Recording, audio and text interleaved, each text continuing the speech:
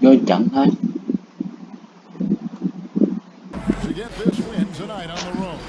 Hy vọng nên đỡ lắm.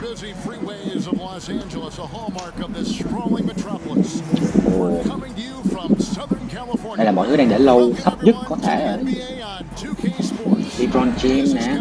Thế là mình cũng biết LeBron James. Short rotation play, nothing that they can't overcome, but it does shrink their margin for error just a bit. Compensating for the app, and as things get ready to roll. Kevin, thanks. Anthony Davis was among the top candidates for last season's Defensive Player of the Year. Sure does, DA. Thank you so much. And Brent, these teams posting bắt đầu vào trận.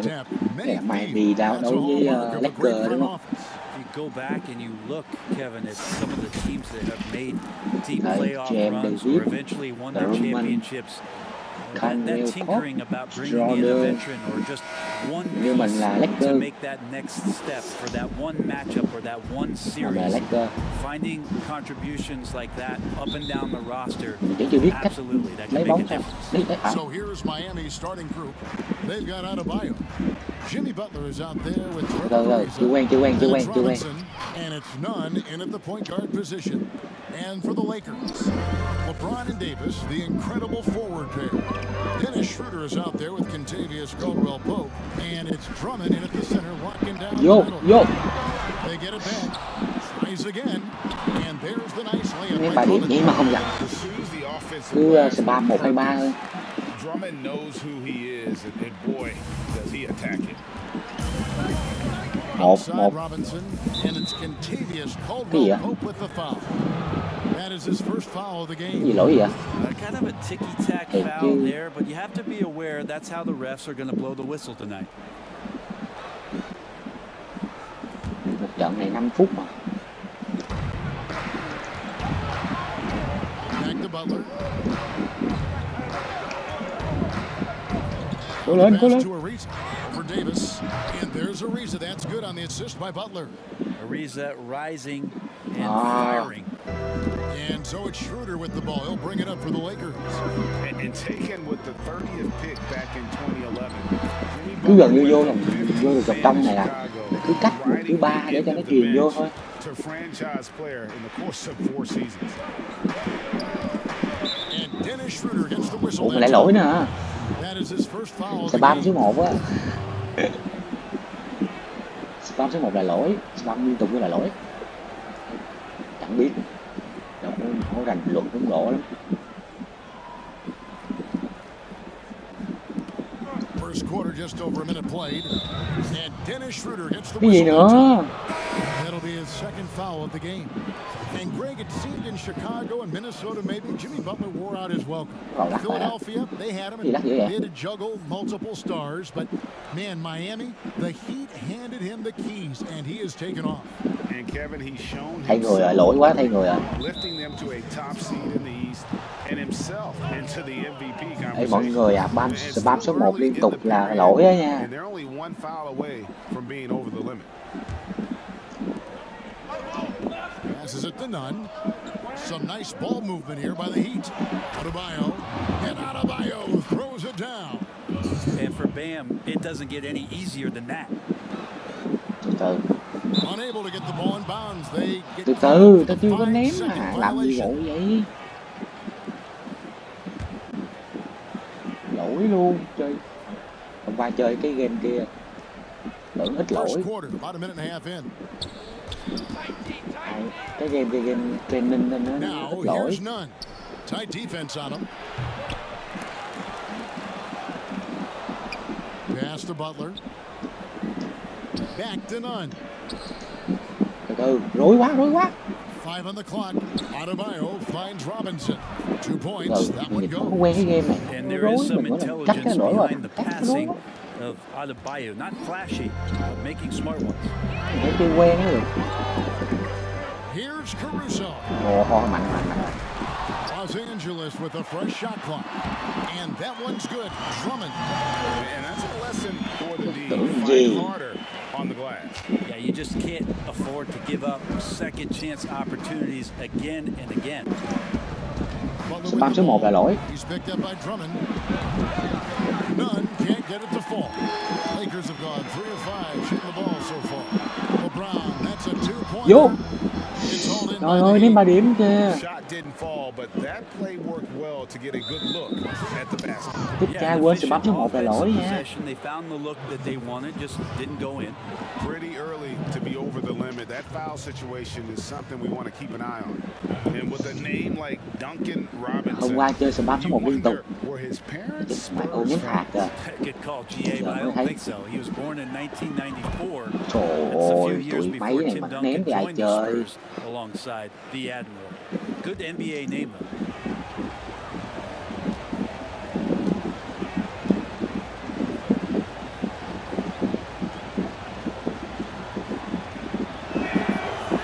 No good on the second, so he hits 1 of 2.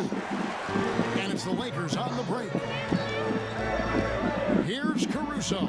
Vô. Good D by Ariza. The Heat leading by 3. Here's Robinson.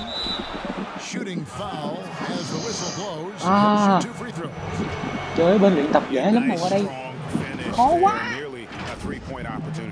These are his third and fourth free throw attempts of the game. Ở bên luyện tập cứ nhảy ca nghe nó không có vụ gì hết. Bữa này cứ đụng với nó lỗi à. Bóng rổ khó quá. And that one falls for Robinson. And the Ném Lakers như đúng rồi. Horton Tucker's checked in. Thay người luôn. Để mấy hội bị lỗi nhiều quá, hội bị đuổi nữa.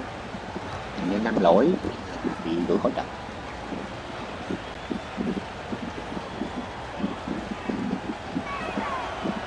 And that one goes in. 2 from the line that time. And here's James. He'll bring it up for the Lakers. Trailing by 5. Ném. Here's Drummond. Quá. Ui. Cái tuổi. How about that shot? Not exactly something drawn up by the coaching staff. Ball's knocked loose. Here's Caruso, defended by none. Hãy số 1 lấy được cái banh đó, không bị lỗi. Nào lên đi anh em đó. Lên.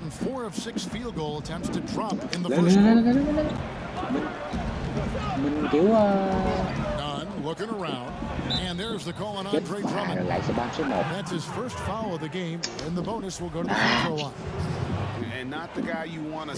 Khí thế rồi. Cho tới Kendrick Nunn playing at Southside Chicago's Simeon High. That's the exact same high school that one Derrick Rose came from. He also played alongside Jabari Parker and won 4 state titles there.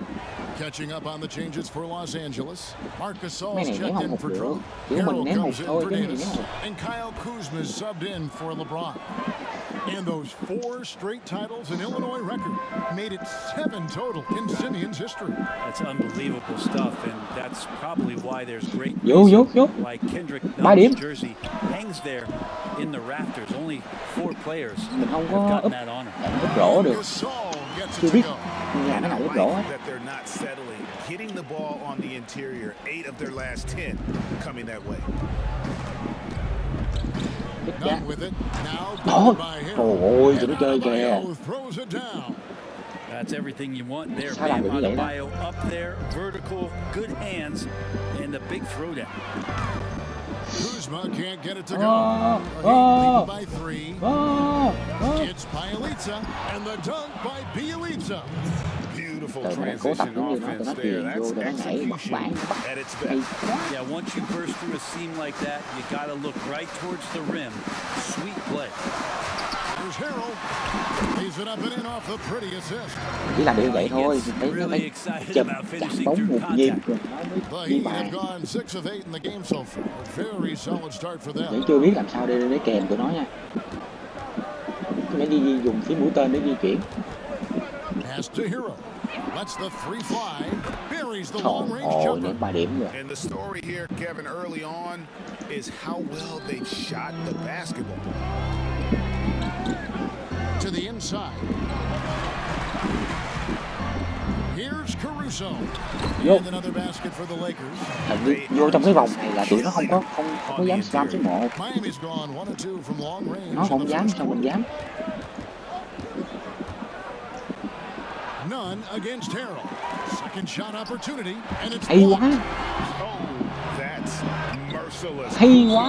Plays with such competitive energy. Wasn't letting that shot Mình hay lắm. get off. And now let's revisit that exceptional mobile one block. Every basket's a big one in a tight game, and he is not about to give up Hay an người. easy look. Markieff Morris is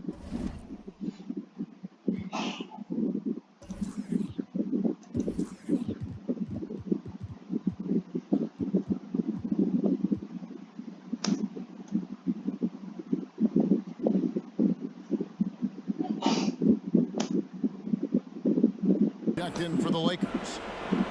Ok.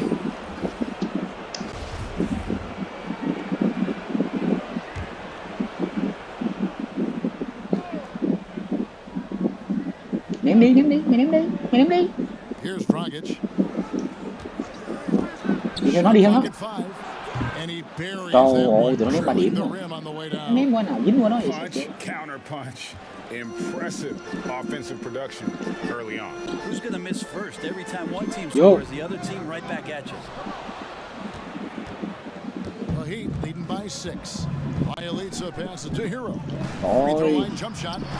Rebound by Harrell. And Kevin, they need to be consistent with their effort on the Hey. boards. You look at the box score, and they're at a definite disadvantage. Nó block được rồi. Bắn đâu? 7-second difference, shot and game clock. Goes back up, and it's blocked. Hay quá.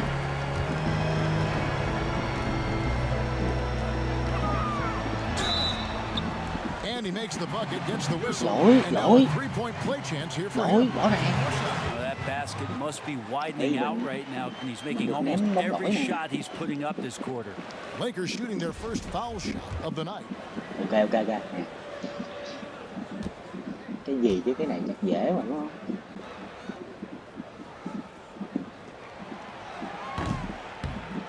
And the free throw, no good. Here's Không dễ Hero. chút nào nha. Miami no good on that time either. Oh, can't punish the defense for leaving him open that time. That's a frustrating miss for a really steady Yo. jump shoot. Rút ngắn cách biệt liền. Chết chán. A Được rồi. nice first Giờ quarter rồi. of play. We've seen plenty of offense so far. Heat lead by 2. The second quarter coming up right after Okay. this break, so don't go anywhere. Trong trận thì nó không có lắc bằng mấy cái replay từ đấy, lắc quá. Từ đấy dạng để cấu hình cao.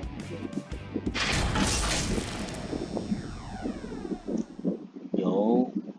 Game cũng khá hay á, nhưng mà phải tìm hiểu luật cho bóng rổ nha. Mình chưa tìm hiểu thì chơi cho vui. Ủa sao mà để người vậy?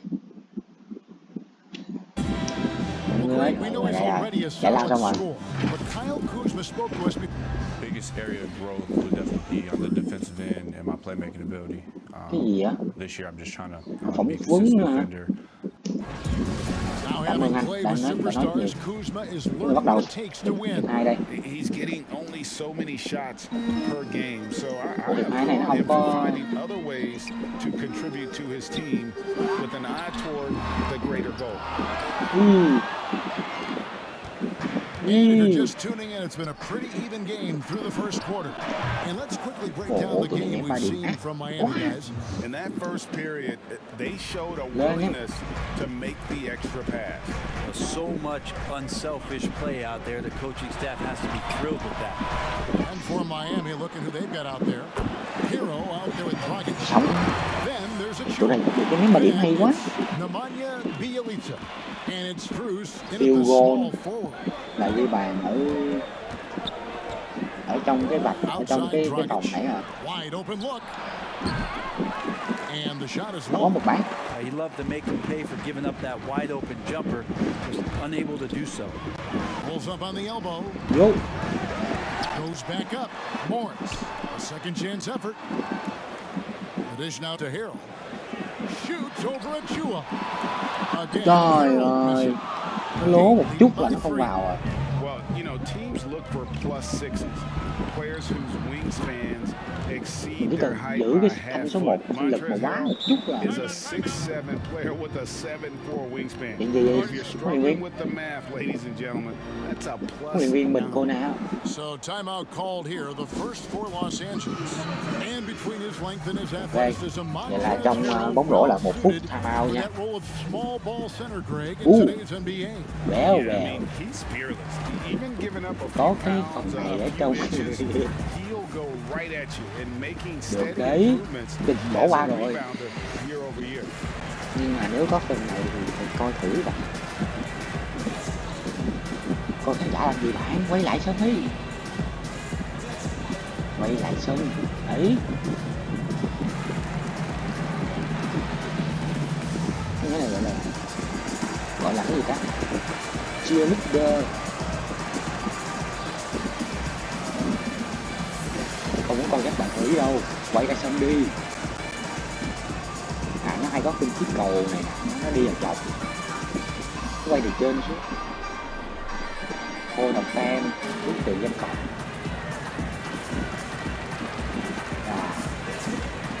Chắc là những huyền thoại đó biết. Some changes for the Lakers. Drummond's checked in for Harold. Davis comes in for Đây Marquise lại Morris. And James mình subbed in nãy for giờ Kyle nó bàn chiến Kuzma. thuật gì, James fires mình là người from chơi way mà mình có biết không? outside. The shot, no good. And Miami the other way now. Shot from 16. And it's Anthony Davis with the rebound. Lakers trail by 5. James kicks to Davis. Here's the three. Nè, That's basket number 2 with this third trời shot. Off to ơi, a fast 2 for 3 3. điểm. That's pretty good mechanics for a big guy who has spent tireless hours mấy bạn in học the sao? gym, becoming more consistent with that J. Here's a Ý, Chua. thủ khó quá thiệt luôn á. Không có biết có Some nút nào hang để time on the theo rim. Puts a kèm little người á. cherry on the top of that slam. Well, those kind of displays of strength can get one team rolling. Here's Drummond. Kicks it out to James. Over Butler. Vô, And it's James missing. Heat leading by 4. chết. Fouled in the act of shooting. Gets the bucket anyway. So a three-point Giờ play mình thục chance cái for con chỏ him. vào mặt đó sao? Well, Butler's a great competitor, and he's playing with some fire right now. Bam Adebayo's checked in for a Chua. Anh ném đại anh The ơi. importance of the three-point shot never greater than right now, and in your eyes, there are some players who are just absolutely dead, solid, Mấy này ném perfect sao from mà hụt được. distance. No doubt about Hình it. như mà nếu như mà một phát There's lỗi mà nó three ném không guys to vào me, á, though, that kind of separate themselves. And là it's nó được one ném hai because lần. you have to honor their ability equally off the dribble, from three, and at attacking the paint. Steph Curry, James Harden, and Damian Lillard. Those three guys can all hit pull-ups and Oh. setbacks from range off the dribble.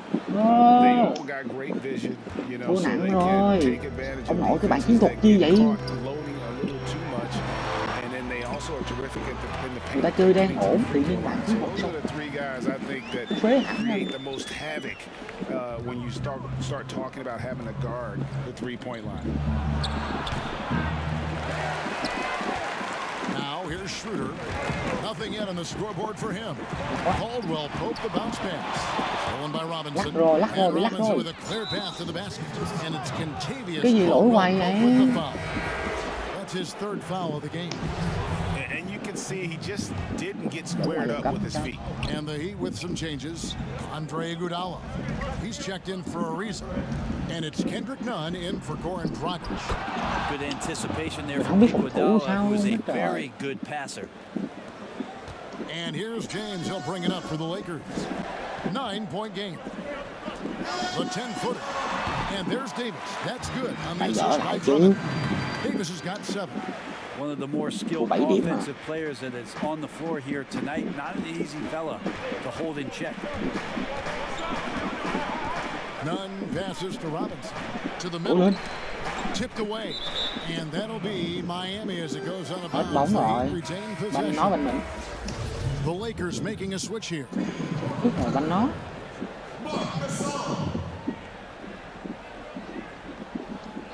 Here's Adebayo. It's good. Now he's shooting Ôi, 6 tụi for nó chạy 7. vậy sao theo người Pretty much được. all of their buckets coming from inside the paint now. Bam Adebayo has a chance to be a very good interior defender. The way he moves his feet, and because he's so Ném physical, hụt hoài he's a presence thôi. down there. Cứ ném hụt nó phản công To là the paint. không đỡ Here's được à. Robinson. Lays it up and in on the nice Thua reverse. rồi.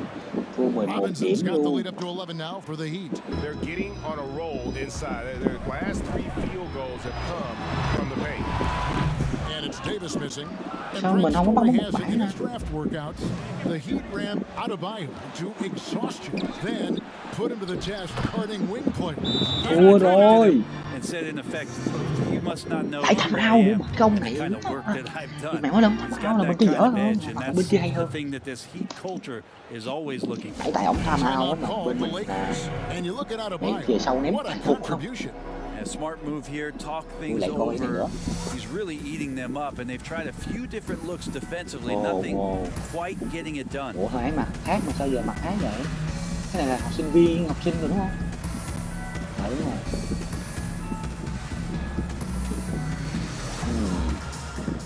Hơi tạm vậy. Đi. À, mình được làm huấn luyện viên nè. Bấm số 4 để bật game plan lên. Xin lỗi mọi người, mình được chọn nhưng mà buồn thay mình không biết chiến thuật nên chọn ai đi. Chị nhá, tôi không biết chiến thuật cái gì tôi chơi thôi được rồi đó. Mình không biết chiến thuật là gì đâu, chiến đại mà. Giờ 1 phút 51 gỡ được 11 điểm không? 13 điểm. Strus is checked in. Lakers trail by 13. LeBron outside. Takes it from 10. Vô. And that one good. Davis has got 7 now in this quarter. Không dám ném 3 điểm, ném điểm tại hụt không à. Còn phòng ngự nè, còn phòng ngự nè, như cứt luôn. The shot by Butler, nobody around. Off target with his 3. Los Angeles has gone 1 of 2 on 3-pointers here in the second quarter so far. And another 3 for the Lakers. LeBron James. Almost instantaneous that time. 8 điểm. Here's Strus. The pass to none. Knocked away. And Hết banh, hết banh, hết banh, hết banh. Miami as it Banh goes mình out chứ, of banh mình bounds. chứ. The Heat retain possession. The Heat making a switch here. Bielitz is checked in. And it's the Heat with the ball. Here's Sao để Strus. nó free vậy? Offensive rebound. And Adebayo throws it down. Bam grabs the board, and then Bam knows what to do. Los Angeles has gone 2 of 3 when they've stepped beyond the arc in the second quarter. Yo. Horton Tucker. And it's Miami with the rebound. Ném vậy mà không vô á. Nunn's got his 4th rebound with that last one here tonight. Plays it up and banks it in. Mới gỡ được Strus got chút his để nó gỡ second lại basket of the rồi. night. There's 45 seconds left to play here in the half. Gasol passes to Horton Tucker. Vô. Now Chuyền vô. James. From deep Mình đành phải ném 3 điểm thôi. Horton Tucker's shot is off. And you have to admire Mình his mỗi lần ném 3 điểm là confidence mình on theo that, không à. but there's no way that's gonna fall. Coaches Nó will không- tell you nó that's hụt a rồi. bad shot, but when your teammates tell you that, you probably got to think about it. Đâu bánh đâu? Here's Gasol. Good, and the assist goes to LeBron. Thiệt chứ nhiều lúc mình không thấy cái bánh nó ném đi đâu luôn. What vision by LeBron, always willing to give up the Ôi, ball. anh em. They're just hitting a wide open teammate. Adebayo with the bucket. Kỳ dữ trời, tụi bay To đâu? let up even for a moment. không That's his cản lại nó killer vậy? instinct, just fanning the flame. He's the guy that you want to go to right now, trying to put this one away. Vô. Caruso, no good. And so it's the Miami Heat. Up by a dozen here at the end of the quarter. Their 8 điểm. defensive mindset clearly focused on clamping down on LeBron James, and their game plan is working. Ok. Kevin, thanks. Here with Jimmy Butler. Jimmy, you have come a long phỏng way vấn in giữa this hiệp nữa nè. league. When you look at your Thanks so much, Dave, Còn for the cảm great ơn. interview. Don't go away, Tôi thua, tôi folks. không I'll be đâu. back for the second half of basketball right after Cái this. phần này hình như thường ở giữa trận bóng rổ là sẽ có phần dành cho And now, the biểu 2K diễn cái gì đó Sports hoặc là phần halftime thưởng show. cho khán giả. Hello, Cái gì đấy? basketball fans. Có bạn bình luận luôn. Pleasure it is to bring you into the 2K studios again. Ernie Johnson, 2K Shaquille O'Neal, studio. Kenny the Jet Smith. Bam Adebayo putting in some incredible work. He had 18 points, and in the city of Miami, plenty of Thôi, ngồi đợi bạn recreation. không cần khen I guess you để could coi. say. But Shaq, the culture of this team Rebound is 15, all about mình có hard 15 nó 22. Not only that, Ernie, it's about that FTP. Còn mấy ghi viết tắt của gì mình không biết. Toughness, Mình physicality. chỉ biết được chừng rebound. Comes from the top all the way down. Wow. And Jimmy Butler, they And that's going to do it for us here. Ok, vô lại đi. Không biết nó nghỉ giữa hiệp thường bao lâu mà nó có một cái show luôn thầy. Well, we've got a second Đây, half of chương trình basketball đây. for you. We think it's going to be pretty good. A big comeback, though, is needed for this game to be competitive, and it Có probably has thay to người happen được quickly. nha. You look at Bam Adebayo in this game, guys. He has been everywhere. Cái gì đấy? Pretty much all throughout that first half, and he was taking care of his business on the low blocks and getting more Rồi, than vô his trận lại fair nè. share of dunks. Yeah, there's not any guy À, giờ mới defensively that switch was sân này nè. bodying him up or contesting the shot. So right now he's feasting. LeBron and Davis, the incredible Vô. forward pair. Contagious Gỡ lại ngay 2 điểm. out there with Dennis Schroeder. Còn And 10 it's điểm thôi. Drummond in at the 5, roaming the paint. That's the group starting the second half for Frank Vogel. Ariza, right side. Pass to Adebayo. Ủa sao mấy thằng kia đấy? And Adebayo Tôi không hiểu nha, tại sao mấy thằng kia lại chạy đi chỗ khác. Adebayo's game continues to grow. He's on fire right now. And it's Schroeder with the ball. He brings it up for the Lakers. Down by Hãy chạy 12. vô đi. Here's Davis. And it's off the back rim. No Ngồi good. đến một They have hoài. been board dominant in this game. That's definitely been a factor in crafting this huge lead. None can't get it to fall. Now the D really getting away with one there. No one on him. That's going to be good 9 out of 10 times. Puts it up for Adebayo. An emphatic LU jam. Đi And I rồi, think that trận này play không thắng được sort rồi. of sums up what we've seen tonight. Just simply being outplayed both sides of the ball. Ném 3 điểm. Basketball defensively turning into easy points. And guys, You you've heard shit. of overpassing. Well, that shot was an example of underpassing. Hay quá, Maybe they can find a way to establish some rhythm in the next few possessions with the extra pass. Some nice ball movement here by the Heat. Đó, giờ mình phòng thủ được rồi nè. Just 5 to shoot. Back to Butler. Shoots. Đứng. And Davis pulls it down. Cố lên. Lakers trail by 14. And for everything that Anthony Davis does on the floor, you can't forget about his defense. Ủa, không ai Still vô trong an hết ta? elite level defender, guards multiple positions and turns away Lỗi, a lỗi, lỗi. number of shots. Thôi, mẹ lỗi cũng như không lỗi Davis mình gets cũng a có lot of nhặt blocks trước rồi. without getting in foul trouble. About a 1-to-1 ratio for him in his career. Incredible. And he's Lỗi, done a lỗi. great job of learning how to go straight up, playing vertical. Gets blocks but doesn't get pulled out of position. Does everything. Nó không có hiện cái cây lên cho mình thấy. Defensive anchor. Wow, what did he have something in his eye on that shot? Maybe. Looking at who's out there now for the Lakers. Harrell, he's checked in for Andre Drummond. And Kyle Kuzma's subbed in for James. Ok. Then for the Heat, Achua, Anh có he's điểm checked à? in for Dở quá. Bam Adebayo. Tyler Hero comes in for Duncan Robinson. And it's Dragic in for Kendrick Nunn. Dragic against Schroeder. Vô, Dragic mày kicks làm the gì được? bucket. Đứng. That 3 off the mark. Lên. Los Angeles, they've gone 1 of 3 since starting the second half. The 9-foot shot.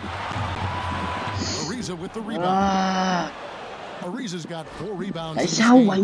That's 1 for their first 4 to start the second half.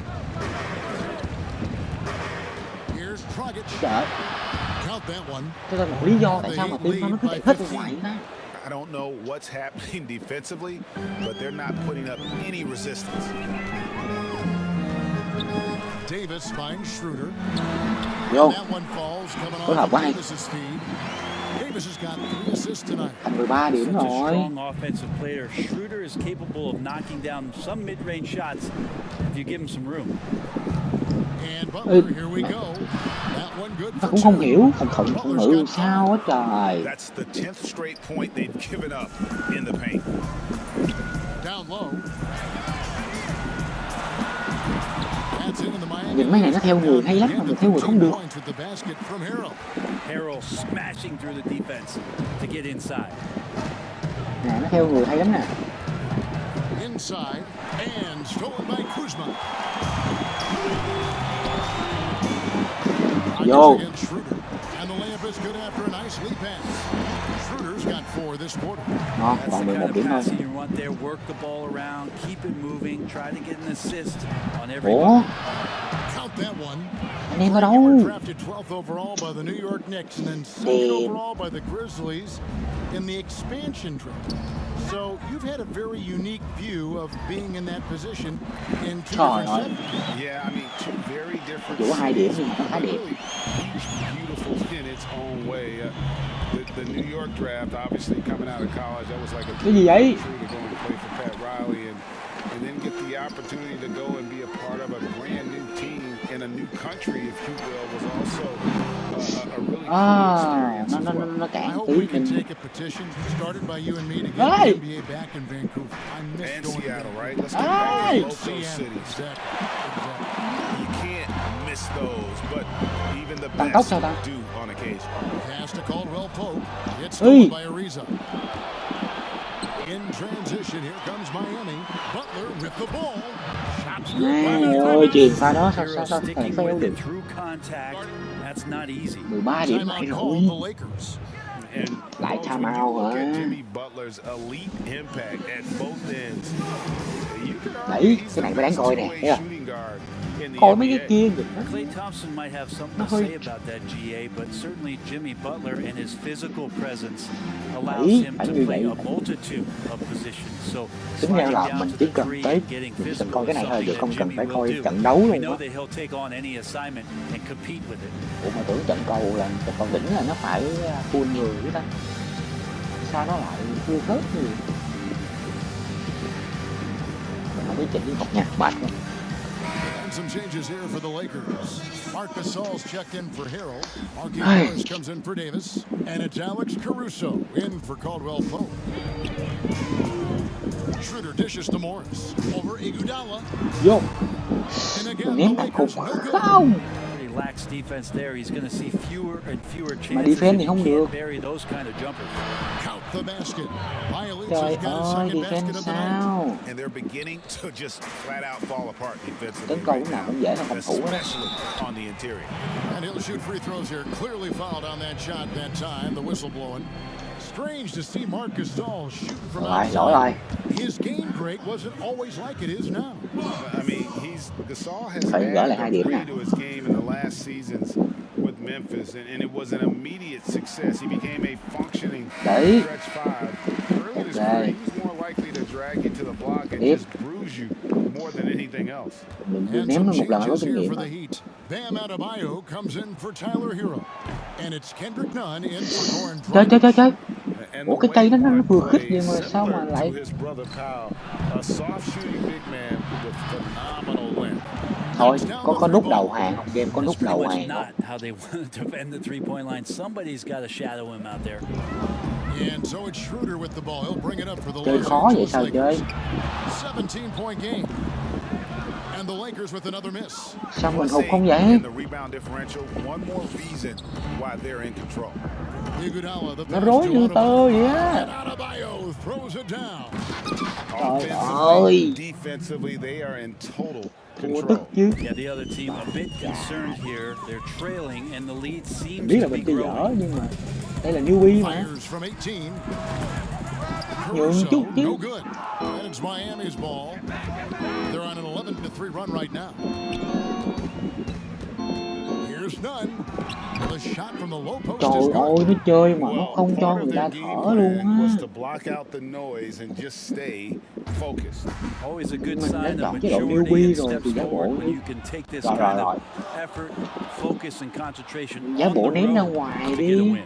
How many times have we seen a possession like that Nó from cứ them ném today? thẳng vô Ending lưới with như a vậy sao basket mà coming chơi. off a pretty pass. The Lakers have gone 5 of 12 from the field since the third quarter got underway. Caruso, and the basket is good. Đổi. He's got a chance here for one more at the line. 21 điểm mà sao mà gỡ. Yeah, he earned that one. I mean, taking the hit and still able to get that one to go down. The Lakers have shot 2 of Còn 5 from 15 the giây free hiệp throw 3. line. Numbers last year for them, just about 73%, so the Ok, bottom gỡ third được 1 of the điểm. league. Còn 20. So Tận it's 20. Miami now. Mẹ không thủ sao không biết nữa. That one goes in. None's got Trời 4 this quarter. ơi, khó quá. Big miscommunication on defense. He recognizes it and quickly takes advantage. Well, I know they don't have mobile devices out there for texting, so they might as well talk to one another. 2 giây, hết rồi, hết giờ. And so it's the Miami Heat closing out the quarter with a 20-point Còn lead. hiệp cuối. From the field, they have been outstanding, amazing shooting. That. Với lại tụi nó biết tăng tốc, thử tăng tốc lúc nào. Lại nữa, có này được. We'll see if there's a comeback in the works or if it's more of the same from the first 3 quarters. Đấy. Ủa sao vô rồi? Nhanh vậy? The Heat leading by 20. Ai biết phòng thủ sao không? For Miami starting the fourth. Adebayo is out Cái there with hàng Iguodala. đầu, And cái hàng there's phòng Jimmy ngự Butler. như cái dễ And lâu. it's Kendrick Nunn. And it's Robinson in at the 2. Butler's gone 3 for 7 from the floor so far tonight. Here's Schroeder. Vô. A three-pointer, no Mình good. em nó cứ như vậy không And ta? physically, there's no doubt they've been the stronger team. A plus 10 rebound advantage tells you all you need to know. Here's Nunn.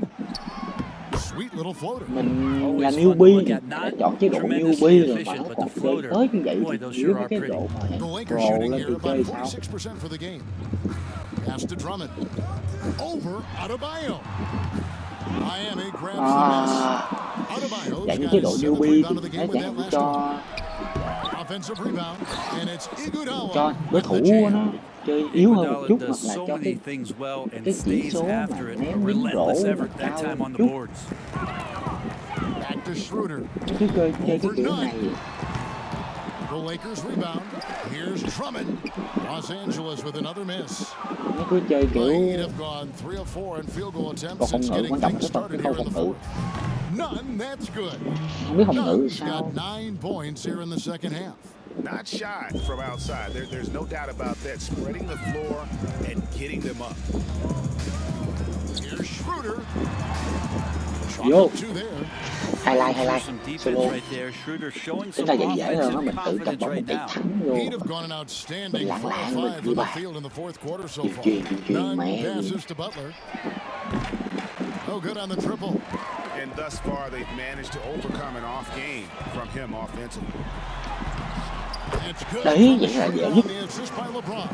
Cứ cầm He's bóng chạy put on thẳng a vô ghi bàn là shooting dễ nhất. display here in the second half. He really seems to be in a great groove Nhưng quan right trọng cái now. phòng ngự rồi.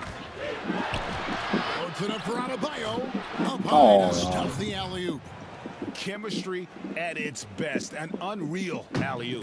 You're right. The Ngoài pass, thấy the catch, 3 the phút ghi dunk, 30 điểm all không? of it perfect. Here's Caldwell Pope. It's all in by Bam Adebayo. Adebayo's got rebound number 9 now. What an effort here tonight. Pulls it from the elbow. Again, the Heat. Good for 2. Jimmy Butler can produce anywhere. He is a talented scorer. Just under 2.5 minutes gone here in the final quarter. Lakers passing it around. Morris. Iguodala with the steal. Trời ơi, nó còn bắt được nữa. One-on-one here from 17 feet out. Rebound the Lakers. James has got his 4th rebound with that last one here tonight. Just not there Chuyền from qua a bên kia. rhythm standpoint right 3 now. điểm. It's really eluding. Trời, cái gì vậy James? Lên And here we James. go. It's Butler. Goes up. Oh, and the jam by Butler.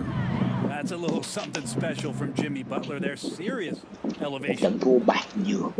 For Los Angeles, they've gone 2 of 7 from the field in what's been a cold start to the fourth quarter for them. Trận thua bát nhiều. Không biết là có cái trick gì để chơi không chứ mình thấy chơi hơi khó à.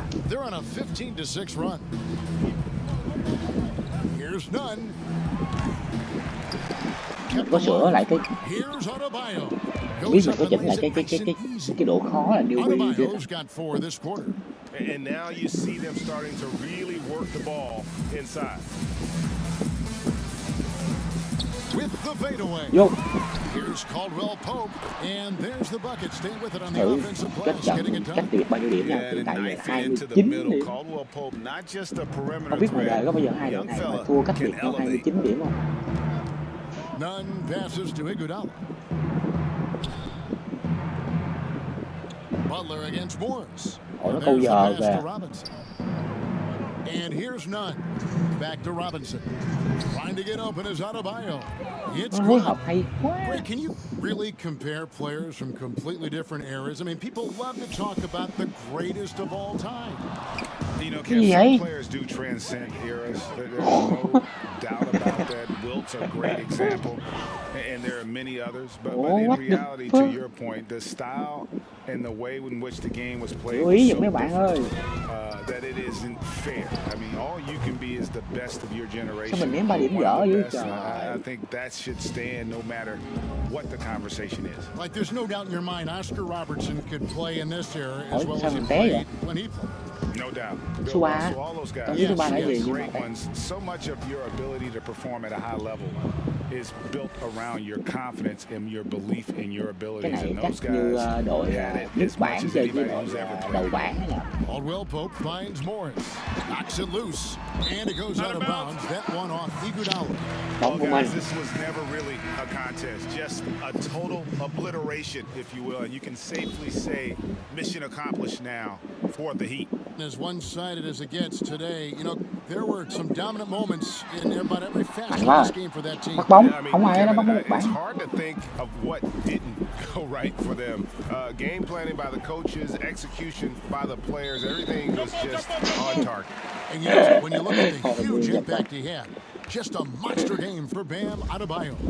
Just does a great job of looking for space and then finding it. That's taking advantage of what the defense is giving you. And it's the Heat with the ball.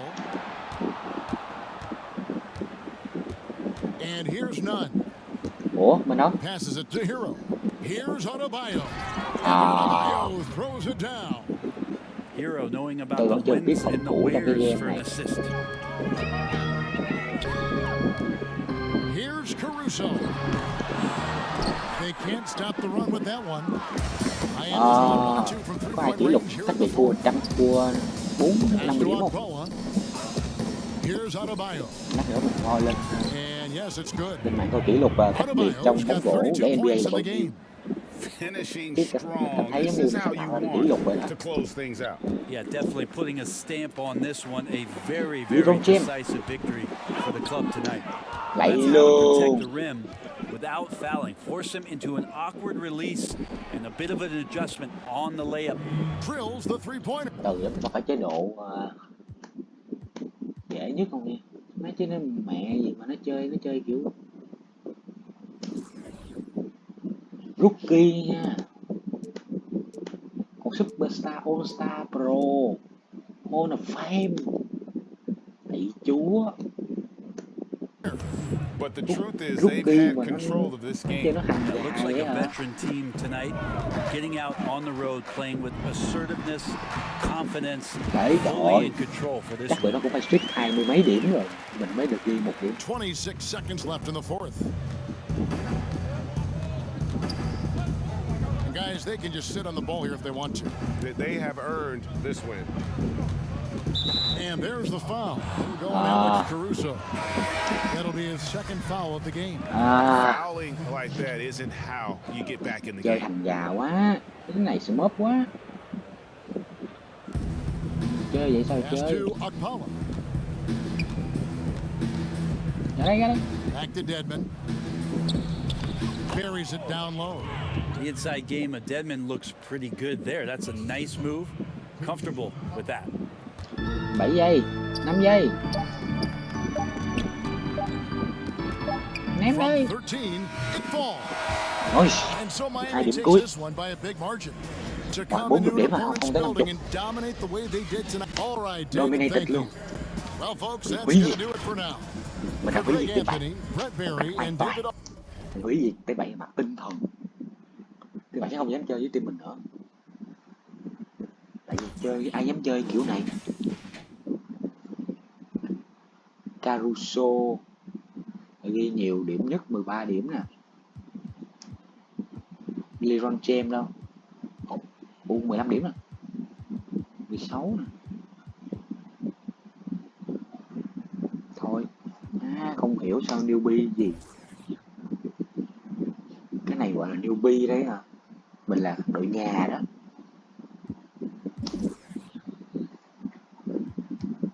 Đây là cái lịch sử. Nhìn để ý của mình nè, của mình toàn lay up không à. Nó free throw rồi slam dunk các thứ. Mình chỉ mỗi lay up. 3B chum shot. Ấy mình cũng được cái chum shot nè. Còn lại lay up không? Toàn lay up không? Chỉ biết lay up thôi chứ mình không biết làm gì hết.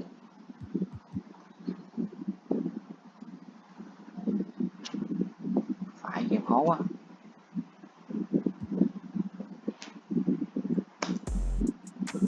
Đấy. Hôm nay là vậy thôi, hôm nay là chơi thử một game như vậy. Thử nó khó thế nào thì thật sự rất là khó. Không biết hẹn cái sau.